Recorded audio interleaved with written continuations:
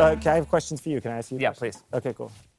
These are just things I've been curious about you. Who do you wish you'd been closer to that you weren't? In my life? It'd be nice if it overlapped with people I know. You know what I mean? Just for my own interest. Yeah. If you start talking about someone from New Hampshire, you know. Right. But other I than mean, Ghislaine Maxwell, I wish I was like closer with like my grandmother, but you don't Really? want that. Yeah. You do? Well, my brother was closer with her Why? because she like when she like got old, she moved to San Diego, and he would like drive to see her all the time. And you wouldn't? Well, I didn't live in California. Oh, well then, Yeah. yeah. But I will say, I think if I lived in California, I wouldn't have made the drive. What would they do? Yeah, that's Yeah. what I was thinking. But I think I think that makes me feel like, oh, he's just nicer. Is he? Well, I mean, but what did they do? Hang out? Yeah, he would go down there. She lived with two of my aunts, and they would hang out. Huh. And Yeah. did he like it, or he felt he needed to do it? No, I think he really liked it. He actually liked hanging with that crew. Yeah. I mean, not- my grandmother was a great lady, but I just yeah. Yeah, well, yeah, grandmas are great ladies to grandchildren. How was you name dropped your grandmother in the monologue? Yes. Was she happy with the monologue? Have you heard back? Yeah, she thought it was very funny. You gave her you made her have the Oh, punchlines. yeah, no, I mean, she's got like Joan Crawford-esque lines coming out of her mouth constantly. And everything about her, like my sense, if you're like, oh, where'd you get your stand-up sensibility? It's like, I'm doing my Nana. So, yeah, no, she got the last laugh. That was when she told me that if she wasn't my grandmother, she wouldn't know who I was, which I thought was great. I was thinking about while you were talking, because I wasn't really tuned in. Sure. I was closer with somebody I wish I was closer with. Like our friend Jost just married Scarlett Johansson. Yeah. We've talked about this. Like, we didn't know you could like talk to hosts. No.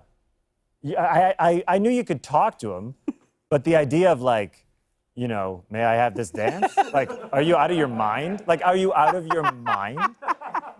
But, you know, Jost also, we've written those musicals together, and it's not divided up like I'm music and he's insanity, but like, you know, like the sparks spraying out of the wall in the LaGuardia sketch that almost hit a flying Jake Gyllenhaal. Yeah. That's Jost's idea, you know? So that's the kind of confidence that makes you go up to a movie star and go like, hey, what are you doing later, you know?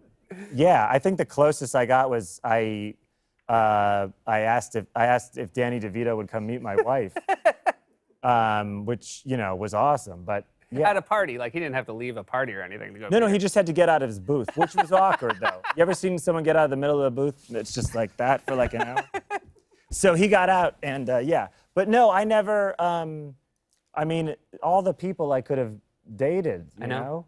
Just let it go, because we were focused on the work. Sigourney Weaver, Sigourney Weaver, she hosted. Helen Mirren. You don't think I wish I was close with Helen Mirren. I had a box of chocolates and flowers for Helen Mirren, and I was going to ask her to go to the Rainbow Room, and then I thought, you know what? There's probably a no dating the host policy. But he married her. They married each other. Yeah. That's the way you say it now. And so it doesn't break company policy. Yeah, Yeah. that's good. You have anything else Um, to ask me? yeah, I got a bunch of stuff. Great. How was Joe's wedding? It was really nice. Yeah, I was really bummed I wasn't invited. Yeah. Do you think you are good looking? Do I think I'm good looking? Yeah. I think I'm okay, but I'm not like. I think I'm fine. Really? I will say, I don't ever like look in the mirror and obsess over anything. But I'm not like Well, that va va might va mean- boom. You're Right. not like va va va voom. Yeah. Okay. Do you have va va va voom moments? You know what? Here's the thing.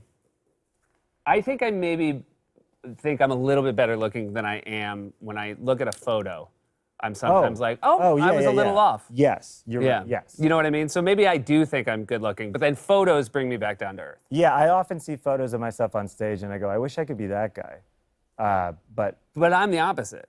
I'm saying I think in I my wasn't head, listening. Okay. I think in my head I'm like, all right, I think I look good, and then I'll see a photo of myself on stage and I'm like, oh boy. Oh, well, that's all angles too. And some I got college some bad newspaper angles. photographers like right under me. It's like, hey, buddy, again, 38. When I'm 25, you can take those angles.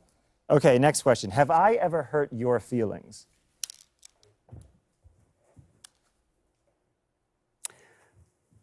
I don't think so. Okay. But I think there are times that I've worried you were mad at me. Oh. Yeah. I think that you maybe no. don't. No, but I think that this is just how people at the show communicate. Like, I was always worried that maybe if I had to give you bad news at the show, that sometimes you were mad at me and wouldn't say I'm mad at you. I have heard that feedback before Yeah. from others. No, I was never mad at you. I was mad at the system, which was just a straw man sometimes.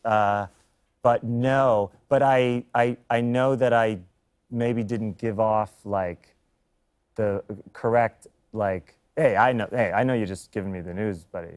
I think it's a lot for me to ask as well as being the giver of bad news, that then the person I'm giving it to has to make me feel okay about it. So it's like a little unfair to say. It was often after we were up 36 hours. Yeah. Yeah. I think I often was disappointed when something that like Simon, Rich, and America Sawyer and I wasn't picked. I was disappointed there wasn't like a revolution from the staff. Right. You know, I was like, well, surely there'll be unrest until it's put in, you know? But no. Oh, I feel... No, you shouldn't feel. I think it's more the value is that you never hurt my feelings. Oh, yeah. Yeah. You've never hurt my feelings. I'm glad to hear that. Yeah. You have a very high EQ. Emotional Q. I don't know what IQ stands for. What's the intelligence quota? I don't know. I was going to take a test. My psychiatrist was like, do you want to take a formal test to see if you have ADHD, which you definitely have? And I was like, sure. And it's a neuropsych test. And she said, you will find out your IQ on this test. It's also listed. So if psychologically you don't think you could handle that, maybe we should not take the test. And I was like, if I have a low IQ, I'm going to be thrilled because like I beat the system, you know? I got a coat. Look at me. Do you think about your own funeral?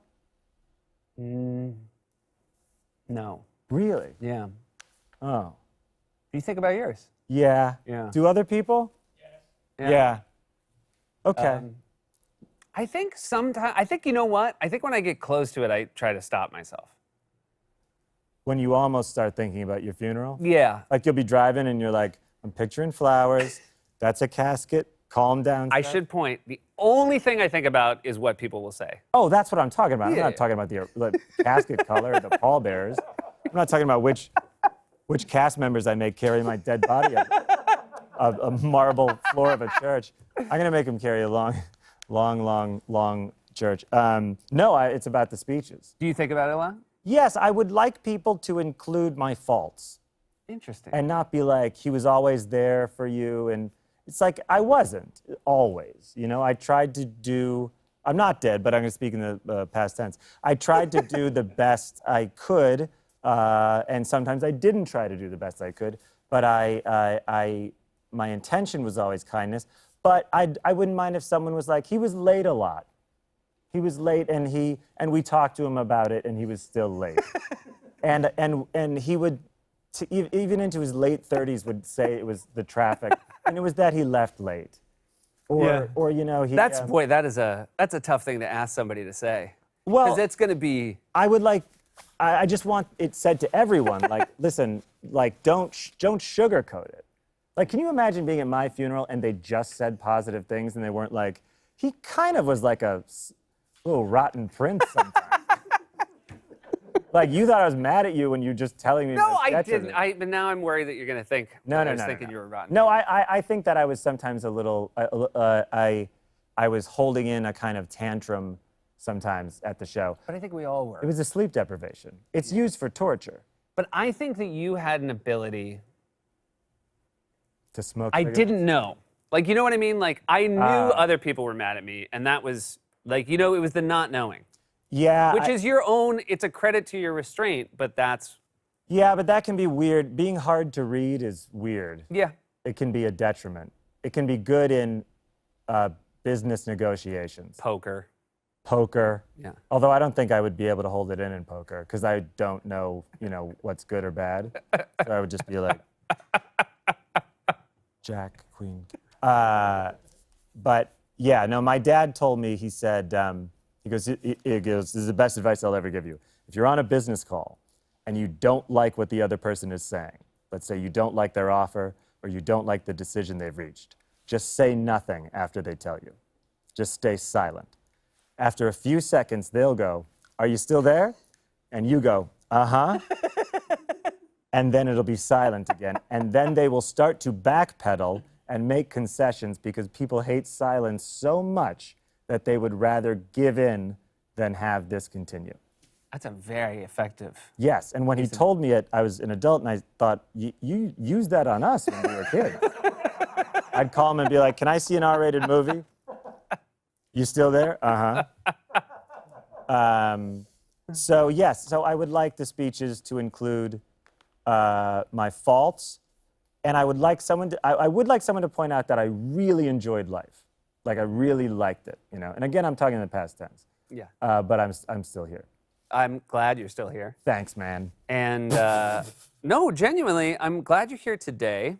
And I think the thing, if I was at your funeral, the thing I Yes, would that's say. the next question.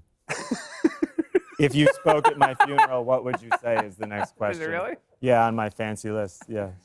And I said this to you before. You said my eulogy to me? No, it's a piece of. I always said, like, I think one of the reasons that people are so happy for your well-deserved success is one, that it's well-deserved, and two, all that time at SNL, you were such a fan of other people, and you were so supportive of other people. And I think it meant a lot because everyone knew the minute they met you that you had sort of impeccable comedy taste. And I think that a kind word that you were very gracious with and very generous with, I think it meant a lot to a lot of people, myself included. I appreciate you saying that. And certainly my life has been a great deal richer since I met you. Yeah, mine too. You also recommended me to audition, which is how I got the writing job. And you wouldn't, if you didn't want me to be a writer, I wouldn't have gotten the writing job. So you really did change my life well, I don't know. I heard Werner Herzog say, I don't know if people change each other's lives, but you made my life better. Because it was like, I liked being a comedian. It was great, but it was like picking up rocks on the ground. And then you were like, "Do you want to go to the moon?" And it's still kind of picking up rocks, but like it's on the moon. No, it totally changed the direction of my life. Well, like every conversation we have, I am happy we had it. And I So love you don't you want very the much. last question? Oh, yeah, what's the last question? You ever seen a ghost? No. Has your mom or anything? No. No one? I thought about it when you in Kid Gorgeous when you talked about ghosts. I thought I don't know. I've never seen a ghost. It's been my go-to icebreaker for a while now. Yeah. Normally at like That, by the way, a high school kid at a party with that outfit asked that question. That's what he thinks a girl wants to hear. stares at her for a while. "Can I help you? You ever seen a ghost?" Would she go out with him is the question. At the end of the movie, they'd be making out just for a cutaway. That's my go-to icebreaker.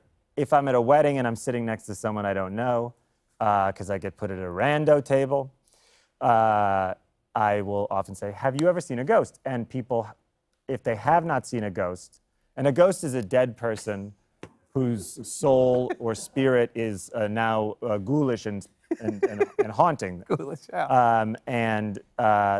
And normally if they haven't, one of their relatives has, or like, "No, but my best friend's house was haunted." And it's a remarkably effective, terrible icebreaker. Sometimes I use it incorrectly, like I'll be at a party and I don't know how to act at parties, and a group of people will be talking and I'll walk up and be like, "How's everyone doing? You ever seen a ghost?" And then that sounds like you are a ghost. Oh, you mean like you have now? Like, yeah, you have now. Then,